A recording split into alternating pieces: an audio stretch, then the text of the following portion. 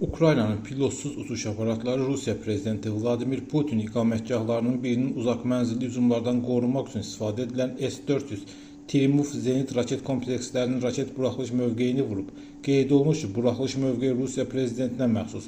İtaliya üslubunda inşa edilmiş və Rusiyanın cənubunda Gəlincik yaxınlığında yerləşən saray kompleksindən təxminən 19 kilometr məsafədədir.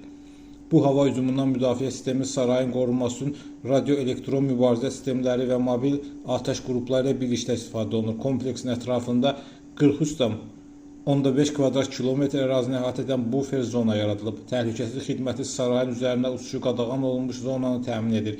Putinin saray kimi tanınan Gəlincik yaxınlığındakı iqamətgahın Rusiya prezidentinə təxminən 1 milyard funt sterlinqə başa gəldiyi ehtimal olunur. Jurnalistlərin iddiasına görə dəbdəbəli kompleksdə kazino, üzüm bağı, spa mərkəzi, buz meydançası, teatr, dirəkdə rəqs otağı, qəlyan salonu, diskoteka və başqa şeylər var.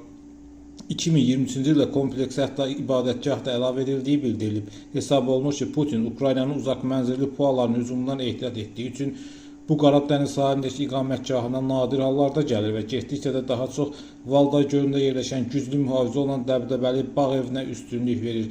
Valdaydakı bağ evinin ən azı 27 qüllə ilə qorunduğu və həmin qüllələri Pantsir zenit raket sistemlərinin yerləşdiyi bildirilir. Hər bir sistemin qiymətinin təxminən 16 milyon funt sterling olduğu da qeyd olunur.